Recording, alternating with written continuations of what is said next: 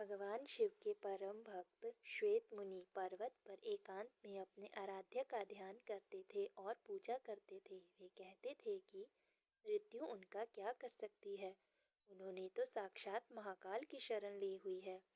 उनके आश्रम में शांति और आत्मविश्वास की पवित्रता झलकती थी। उनके तप के बल से आश्रम दिव्यमान था। श्वेत मुनि अपने जीवन काल के अंतिम पड़ाव पर थे। वे मृत्यु से निडर होकर रुद्र अध्याय का पाठ करते थे।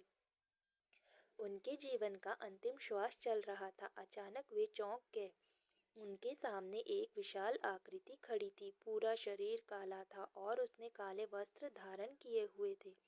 श्वेत मुनि ने अपने आश्रम के शिवलिंग को करुणामय होकर देखा और ओम नमः शिवाय मंत्र का उच्चारण किया।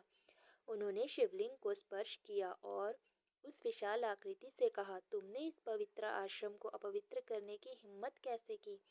इस आश्रम को तो भगवान शिव की कृपा से अभय का आशीष प्राप्त है। उन्होंने दोबारा शिवलिंग को स्पर्श किया। विकराल आकृति वाले काल ने अपना परिचय देते हुए कहा, अब आप पृथ्वी पर नहीं रह सकते, आपको यमलोक चलना है। यह सुनकर श्वेत मुनि ने शिवलिंग को कसकर पकड़ लिया और कहा, तुमने शिव की भक्ति को चुनौती दी है।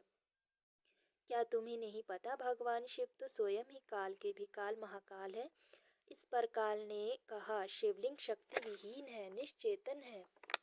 पत्थर में महादेव की कल्पना एक भूल है।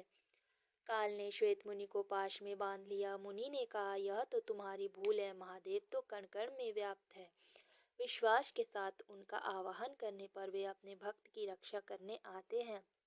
तभी भगवान शिव माता पार्वती के साथ वहां प्रकट हो गए। उन्होंने काल को चेताते हुए कहा कि ठहरो, श्वेत मुनि की बात सत्य है, उनका प्रकट होना विश्वास के ही अधीन है।